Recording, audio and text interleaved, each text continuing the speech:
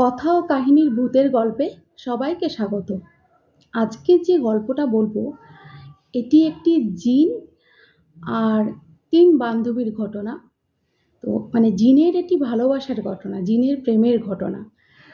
তো এই গল্পটা আমাকে যে বলেছে, এই ৩ বান্ধবীর মধ্যে একজন তার মা, ওই কাকিমাটি আমাকে গল্পটা বলেছে। তো গল্পটা শুরু করি। এবারে ৩ জন বান্ধবী ছিল, লালি, জ্যোৎস্না আর বুলবুলি। তো এই যে লালি ছিল, লালি জ্যোৎস্নার বান্ধবী ছিল, কিন্তু বুলবুলি লালির বান্ধবী ছিল না। বোঝা গেল? জ্যোৎস্না আর বুলবুলি দুজন বান্ধবী ছিল, আর লালি জ্যোৎস্নার বান্ধবী ছিল। বুলবুলির সাথে কথাবার্তা ছিল, কিন্তু সেরকম একটা বন্ধুত্বের সম্পর্ক বুলবুলির সাথে লালির ছিল না। তাই এই যে গল্পটা, কাকিমার যে মা, সে লালি জ্যোৎস্নার কাছ থেকে বুলবুলির ঘটনাটি শুনেছিল। বোঝা গেল? তা এদের বাড়ি, এদের ৩ জনকারই বাড়ি জলঙ্গির সাইডেরই কোনো একটা গ্রামে। আমি এক্সাক্ট নামটা বলছি না, কাকিমা মানা করেছে। তো এই লালি যে কাকিমার মা, ওনারা কর্মসূত্রে কলকাতায় থাকতেন, আর এরা থাকতো জলঙ্গিতে। কিন্তু লালির যেহেতু ওখানে দেশের বাড়ি ছিল, তো লালি পরীক্ষা হয়ে যাওয়ার পরে বা অন্যান্য সময় যখন ওর বাবা ছুটি পেত, তখন ও ওই জলঙ্গির বাড়িতে আসতো। তাই যখন আসতো তখন এর সাথে গল্প করতো, জ্যোৎস্নার সাথে এসে গল্প টল্প করতো। তা এবারে কি হলো, এই লালি, জ্যোৎস্না আর বুলবুলি, এরা দুজন একসঙ্গে স্কুলে যাওয়া, খেলা, খেলে বেড়ানো, টিউশনে যাওয়া একসঙ্গে করতো। আর লালি যখন আসতো তখন আবার জয়েন করতো। তো যেহেতু জ্যোৎস্না আর বুলবুলি একসাথে থাকতো, তাহলে তো বন্ধুত্ব একটু বেশি হবে। যে কাছে থাকবে তার সাথে তো ফ্রেন্ডশিপ একটু বেশি হবেই, স্বাভাবিক। তো এবারে কি হচ্ছে, তো লালি, জ্যোৎস্না আর বুলবুলি প্রত্যেক দিন স্কুলে যাচ্ছে, টিউশন যাচ্ছে, একসাথে খেলছে, বিকেলবেলা গল্প করছে। ওদের এজটা তখন ছিল ওই 18 মতো। তো এই 18 বছর বয়সে দেখবে মেয়েদের স্বপ্ন দেখাটা শুরু হয় 18 বছর বয়সে। কারণ আস্তে আস্তে একটা তারা এমন জায়গাতে যাচ্ছে, এরপরে তাদের তখনকার সময় তো তাড়াতাড়ি বিয়ে হতো সবাইকার। তো ওদেরও একটা, ওরাও দাম্পত্য জীবনে আস্তে আস্তে ঢুকবে। তো এই যে সময়টা বেশ একটা স্বপ্ন দেখার সময়, একটা অন্যরকম সময় চলে। তা ওরা না, ওই যে বুলবুলি আর জ্যোৎস্না, এরা বিকেলবেলায় একটা বিল ছিল, ওই জলঙ্গির যে গ্রামটার কথা বলছি, সেখানে বিল ছিল। সেই বিলের কাছে এসে, একদম জল জমা বিল, সেখানে বসে বসে ওরা গল্প করতো। তা ওই বিলটাতে না অনেক মাছ থাকতো, প্রচুর মাছ চাষ করা হতো ওই দিকটাতে। তো ওখানে ওই বিলের কাছে ওরা বসে বসে গল্প করতো। তো গল্প করতো, ওরা নিজেদের মনের কথা বলতো আর কি। তো এই যে বুলবুলি বলে মেয়েটি ছিল, সে না ভীষণ সুন্দরী ছিল। তার বেশ টানা টানা চোখ, টিকালো নাক, একদম লাল টুকটুকে ঠোঁট, ঘন চুল, ফর্সা, বেশ একটা সুন্দর চেহারা, একদম রীতিমতো ডাক সাইটে সুন্দরী যাকে বলে, ভীষণ সুন্দরী। তা এই মেয়েটি, তাহলে যে মেয়ে এত সুন্দর, তার স্বপ্নগুলোও একটু আর একটু বেশি সুন্দর। সে গল্প করতে করতে বলতো যে আমার, যখন বলতো যে এই এরা জ্যোৎস্না লালিকে বলতো, জ্যোৎস্না বুলবুলিকে বলতো, বুলবুলি জ্যোৎস্নাকে বলতো যে এই তুই কি প্রেম করছিস, বা তোর কি কারুকে ভালো লাগছে। তো সেই সময় জ্যোৎস্না বলতো যে, এই বুলবুলি বলতো যে না, আমার না, ও খুব সুন্দর দেখতে ছেলে পছন্দ। ওরকম সুন্দর দেখতে ছেলে এখানে কোথায়? বেশ হয় না, সেই আমরা বলি যে পক্ষীরাজ ঘোড়ায় চড়ে আসবে সে রাজার কুমার, এরকম একটা ব্যাপার। ওর এরকম একটা ছিল যে সাদা ঘোড়ায় চেপে একটা রাজকুমার আসবে, সে আমাকে বিয়ে করবেন, এরকম একটা না, ও স্বপ্নের জগতে থাকতো যে আমি এত সুন্দরী, আমার যে রাজকুমার হবে সেও যেন ভীষণ সুন্দর হয়, ভীষণ ভালো হয়।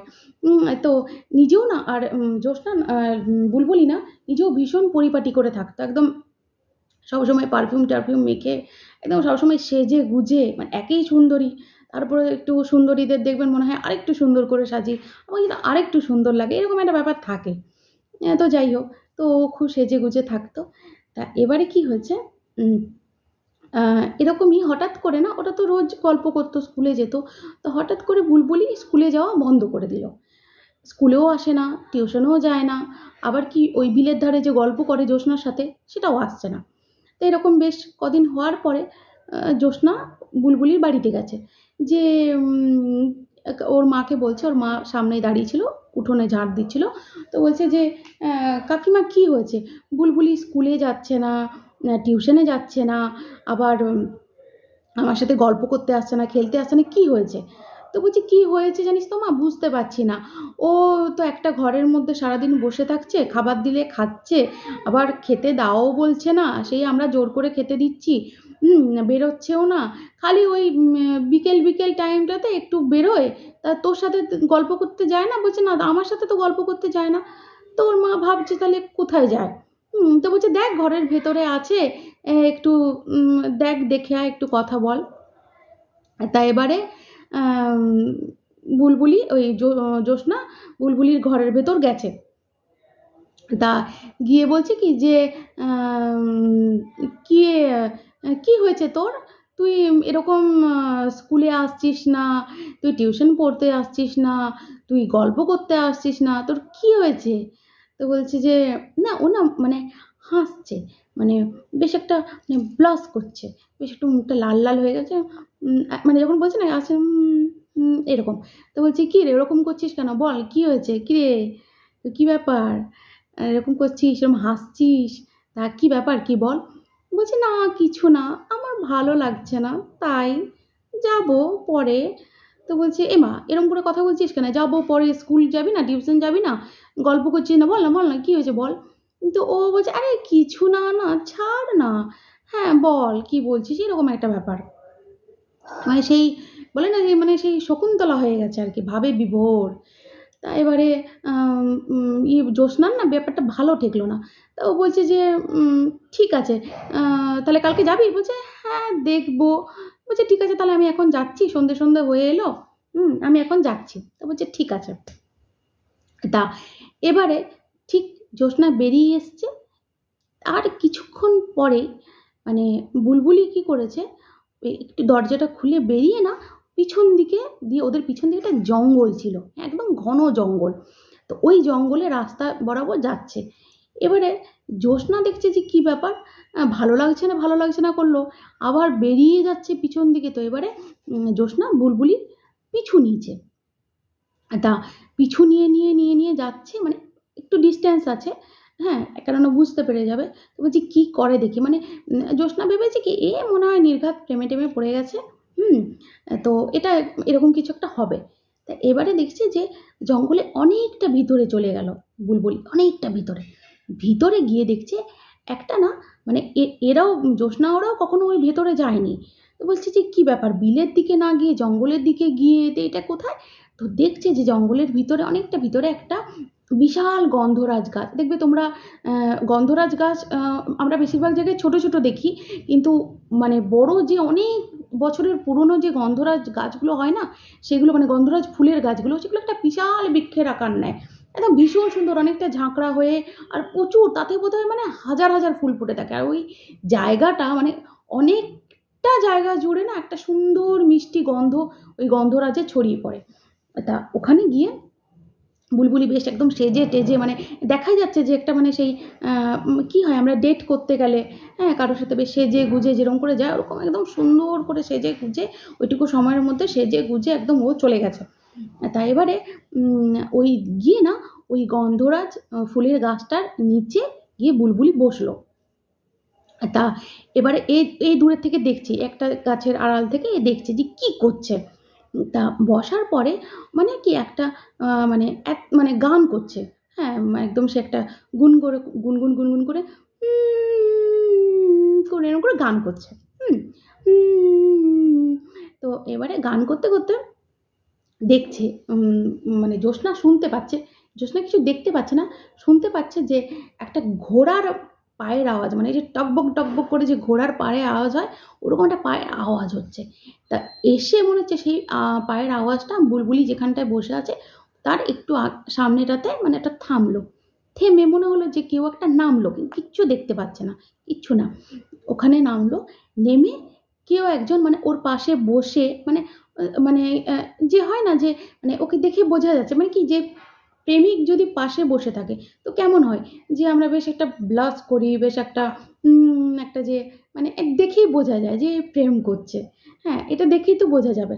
তো ও সেটা বুঝতে পারছে যে হ্যাঁ কি সুন্দর ফিস ফিস করে কথা বলছে, তারপর সেই মাথাটা নিচু করে, হ্যাঁ মানে একটা শকুন্তলা শকুন্তলা ব্যাপার আর কি। হুম তা তারপরে না আস্তে আস্তে দেখছে যে ওরা মানে ঘনিষ্ঠ হচ্ছে আরো। হুম তো কার সাথে ঘনিষ্ঠ হচ্ছে সেটা বুঝতে পারছে না, কিন্তু যে ওরা ঘনিষ্ঠ হচ্ছে, ওদের একটা যে রিলেশন হচ্ছে সেটা ও কিন্তু ও দূরের থেকে দেখে বুঝতে পেরেছে যেটা হচ্ছে। ও না তখন বুঝতে পেরেছে যে এটা তো কোনো মানে এটা তো অলৌকিক কিছুই হচ্ছে, এটা কি হচ্ছে। ও ওটা দেখে না ও মানে ও আর থাকতে পারে না, ও ভয় পেয়ে গেছে। ও ভয়ে ওখান থেকে একদম দৌড়।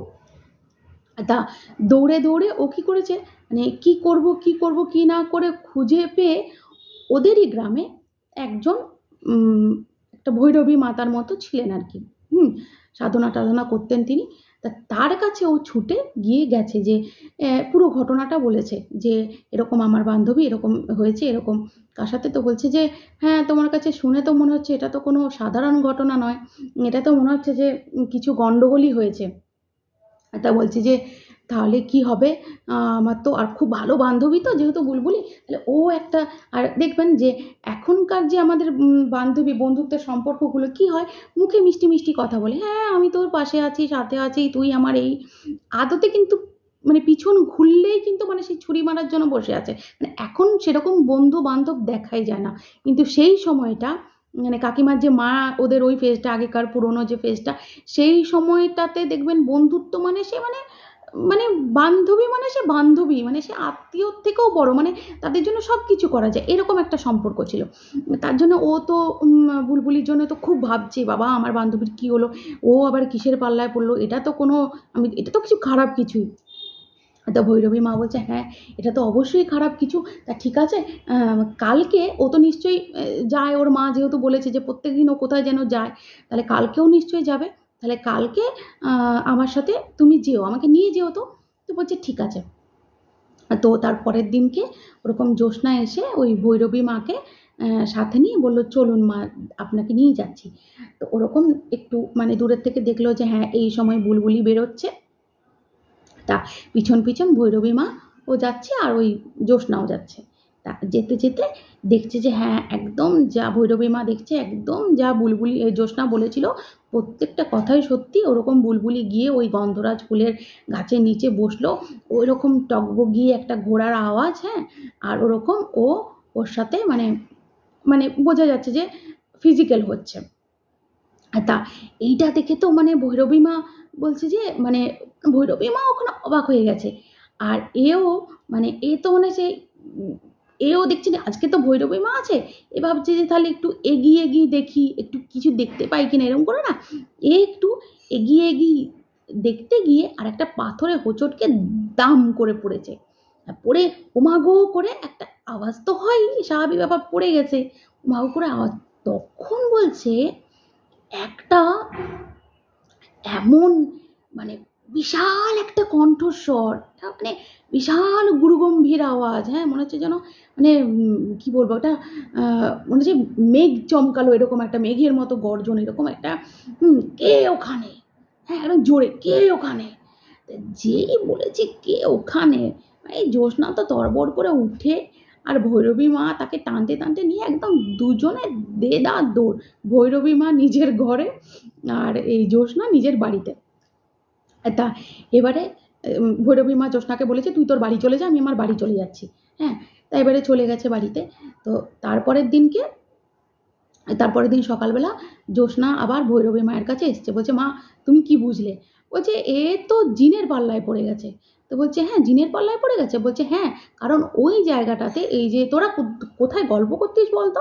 বলছে আমরা তো এরকম বিলের ধারে গল্প টল্প করতাম, মানে ওদের মিল ওরা কোথায় কোথায় যেত সেগুলো জিজ্ঞাসা করছে।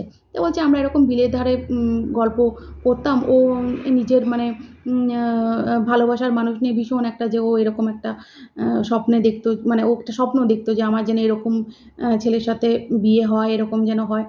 তো বলছে হ্যাঁ, তো ওই বিলের ওখানে না একটা নয় অনেকগুলো জিন আছে, মাছ খেতে আসে ওরা। তো ওই ওদেরই একটা জিনের পাল্লায় ও পড়েছে। তা এবারে কি করা যায়? তো বলছে তাহলে মা কি করা যায়? বলছে শোন, ওকে তাহলে একটু বলবি, ওর বাড়িতে গিয়ে বলবি যে ওকে যেন আমার কাছে নিয়ে আসে। আমি চেষ্টা করব আমার মতো যদি কিছু করতে পারি। হ্যাঁ, তো যদিও জিনরা পুরো একদম সাংঘাতিক হয়, তবুও আমি আমার মতো চেষ্টা করব। তা বলছে ঠিক আছে। এবারে জ্যোৎস্না ওর বাড়িতে আগে ওই ইয়ের কাছে গেছে, ওই ওর বান্ধবী বুলবুলির কাছে গেছে। তা বলছে যে কিরে তোর কি খবর? তা বলছে যে কি খবর? বলছে না, কিরে প্রেম করছিস? আবার জিজ্ঞাসা করছে। না, ও তখন ওরকম ব্লাজ, না সেটা নয়, সেরকম নয়।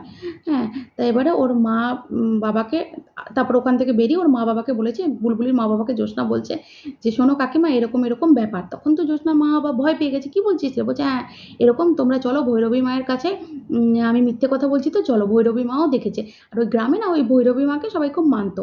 তা এবারে ওর মা বাবা গিয়ে ভৈরবী মায়ের কাছে গেছে। তা বলছে মা কী ব্যাপার? বলছে হ্যাঁ, ও তখন বলেছে যে হ্যাঁ এরকম এরকম হয়েছে, এ তো মানে সাংঘাতিক একটা ঘটনা ঘটেছে রে। তো ওকে ঠিক আছে, ওকে তোরা নিয়ে আসবি আমার কাছে, পারলে আজকেই নিয়ে আয়। হ্যাঁ আজকেই নিয়ে আয়। তো এবারে বলছে যে ঠিক আছে মা, তাহলে যাবো। এবারে গিয়ে ওর কাছে গেছে। তা এবারে ওই মেয়েটাকে চেপে ধরেছে বুলবুলিকে। বলছে এই সত্যি কথা বলতো, তুই কার সাথে দেখা করতে যাস? তোর কি ব্যাপার? বলছে কই আমার কোনো ব্যাপার না। বলছে শোন, তুই তুই কোনো জিনের সাথেই দেখা করতে যাস, ওটা জিন, ওটা ভূত, তুই বুঝতে পারছিস না কেন? চল তোকে ভৈরবী মায়ের কাছে নিয়ে যাবো। বলছে না আমি ভৈরবী মায়ের কাছে যাবো না। হ্যাঁ জিন, আমি জানি জিন, আমি ভালোবাসি। জানো ও কত সুন্দর দেখতে। ও একটা সাদা ঘোড়ায় করে আসে, আর সাদা কুর্তা পাঞ্জাবি পরে থাকে। ওর চোখগুলো জানো সবুজ রঙের। হ্যাঁ ও কি সুন্দর দেখতে তুমি জানো। তোমরা আমার ওরকম ছেলের সাথে বিয়ে দিতে পারবে? আমি ওর সাথেই থাকবো, আমি ওকে খুব ভালোবাসি। হ্যাঁ আমি ওর সাথেই থাকবো। বলছে ইয়ার্কি পেয়েছিস? তুই কিছু বুঝতে পারছিস না? তুই সবসময় স্বপ্ন দেখতিস তো যে তোর এত সুন্দর ছেলের সাথে বিয়ে, মানে তুই এত সুন্দর ছেলেকে বিয়ে করতে চাস তো, ওরা তোদের মন ওই জিনরা না মন পড়ে আসে। ওরা আসলে কি ওরকম দেখতে? ওরা ওরকম তোর কাছে সেজে এসছে, তোকে সাথে নিয়ে যাবে বলে সেজে এসছে। বলছে না, আমি তো কোনো মতেই যাব না, আমি কোথাও যাব না, আমি এখানেই থাকবো, আমি ভৈরবী মায়ের কাছে যাব না। আমি ওকে ভালোবাসি, তোমরা বুঝতে পারছো না কেন? আমি তো ওকে ভালোবাসি, আমি ওর কাছেই থাকবো। তা এবারে বলছে বেশ, তো বেকায়দায় পড়লাম, মেয়ে যাবে না বলছে। তা এবারে ওর মা বাবা বেরিয়ে, বুলবুলিও অনেক বুঝাবার, জ্যোৎস্নাও অনেক বুঝাবার চেষ্টা করলো বুলবুলিকে, বুলবুলি কিছু বুঝতেই চায় না। তা এবারে ওরা বেরিয়ে গেল ঘর থেকে। তা বেরিয়ে যাওয়ার পরে যেই বেরিয়ে গেল দরজাটা দাঁড়াম করে দিয়ে দিল বুলবুলি। হ্যাঁ, তো এবারে বুলবুলি, ওরা মানে ভেতর থেকে ওর মা বাবা বুঝতে পারছে যে মানে যে ভেতরে না মানে একটা কথোপকথন, কোনো একটা কথোপকথন হচ্ছে। মানে যেই জিনটা আগে ওই জঙ্গলে দেখা করতে যেত, তো সেই জিনটা এখন ঘরের মধ্যে আসছে, ঘরে এসে ওর সাথে মানে বুঝতে পারছে যে খালি বুলবুলিরই আওয়াজ শুনতে পাচ্ছে, জিনের কোনো আওয়াজ শুনতে পায়নি, কিন্তু বুঝতে পারছে যে ও কারোর সাথে কথা বলছে। আর তাই এবারে বলছে ঠিক আছে তুই যাবি না তো? ওরা ঠিক করলো যে এরা তো যাবে না, এ তো যাবে না, মেয়েকে তো নিয়ে যাওয়া যাচ্ছে না, তাহলে ভৈরবী মাকেই ডেকে নিয়ে আসি। এবারে ওরা ভৈরবী মাকে ডেকে নিয়ে এসছে। এবারে যেই ভৈরবী মাকে ডেকে নিয়ে এসছে, তখন তো সে বুলবুলির কি চিৎকার, চিৎকার, কেন এসেছো? আমি ওর সাথেই থাকবো। জানো ও আমাকে কতটা মানসিক শান্তি দেয়, তোমরা জানো না। ও ছাড়া আমি কারোকেই ভালোবাসি না, আমি কারোকে চিনি না, আমি ওর সাথেই থাকবো। আমি ওর সাথে থাকবো। এই করতে করতে তো ভৈরবী মাও বেশ কিছু মন্ত্র জল এইসব দিল। তো তখন চিৎকার করছে, মানে ওর গায়ে মন্ত্র বলছে, জল ছিটাচ্ছে। তো চিৎকার করছে, কেন এরকম করছো? হ্যাঁ ওর কষ্ট হচ্ছে, মানে জিনটা ওকে বলছে যে ওর কষ্ট হচ্ছে, ওর কষ্ট হচ্ছে, ওর কষ্ট হচ্ছে, এরকম কেন করছো? এরকম করলে কিন্তু আমি থাকবো না তোমাদের কাছে, আমি কিন্তু ওর সাথে চলে যাব, আমি কিন্তু ওর সাথে চলে যাব, তোমরা ভুল করছো। তাই এবারে ভৈরবী মা কি করেছে, মানে জোর করে একটা কবচ আর কি ওকে জোর করে মানে পরিয়ে দিয়েছে। তা এমন কবচটা পরিয়েছে, মানে একদম এমন করে বেঁধে দিয়েছে, সে আর কিছুতে মানে টানতে পারছে না, ছিঁড়তে পারছে না, মানে কিছু করতে পারছে না, মানে এমন করে কবচটাকে পরিয়ে দিয়েছে। দিয়ে ও কি করছে, যে ওই বুলবুলি তা বলছে যে তোমরা এটা ভুল কাজ করলে, তোমরা একটা খারাপ কাজ করলে।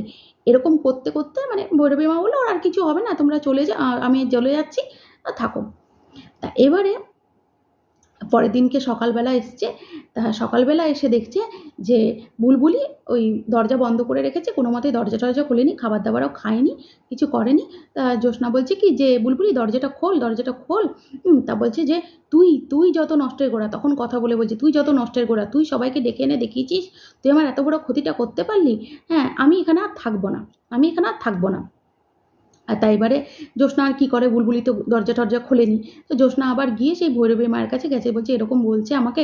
তা তখন ভৈরবী মা বলছে কি যে তুই বেশি ওর কাছে যাস না, শোন আমি কবজ একটা দিয়েছি বটে, ঠিকই আছে, কিন্তু কবজটা তো মানে ওই জিন এলেই ও কবজ ঠিক খুলেই দেবে, ওটা কিছু করতেই পারবে না, আমি একটা জাস্ট দিয়েছি আর কি, একটা কোনো একটা সাপোর্টের জন্য, কিন্তু ওই সাপোর্ট ওর কোনো কাজে লাগবে না, মানে ওকে নিয়েই যাবে। তা এবারে ওর মা বাবা দেখছে যে যে তাবিজ পরেও তো সেই মেয়ে দরজা বন্ধ করে বসে আছে, খাবার দাবার ঠিক করে খাচ্ছে না। হ্যাঁ, তা এর কিছু হলো না, তো ঠিক আছে, এবারে একটা বড় একটা মানে মসজিদ, সেই মসজিদের একটা যে মসজিদে যে যারা ঝাড়ায় আর কি, তো তার কাছে নিয়ে যাবে, এটা ঠিক করলো। এইবারে যে নিয়ে যাবে, তা সেই দিনকে সন্ধেবেলা নিয়ে যাবে, এরকম করে একটা সময় ঠিক হয়েছে।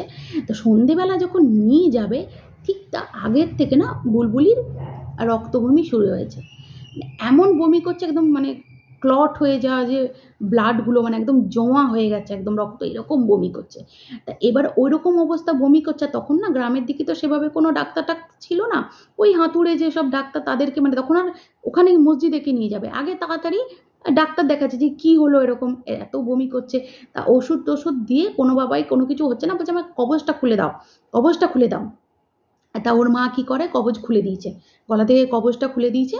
তা খুলে দেওয়ার পরে বলছে যে তোমরা চলে যাও ঘর থেকে, তোমরা চলে যাও ঘর থেকে, আমি আমি সুস্থ আছি, তোমরা চলে যাও, তোমরা চলে যাও করে, তোমরা যদি না যাও আমি কিন্তু এখন সুইসাইড করে নেবো, তোমরা বেরো। এবারে কি করবে মা বাবা, ওরা বেরিয়ে গেছে, যেই বেরিয়ে গেছে দরজাটা বন্ধ করে দিয়েছে।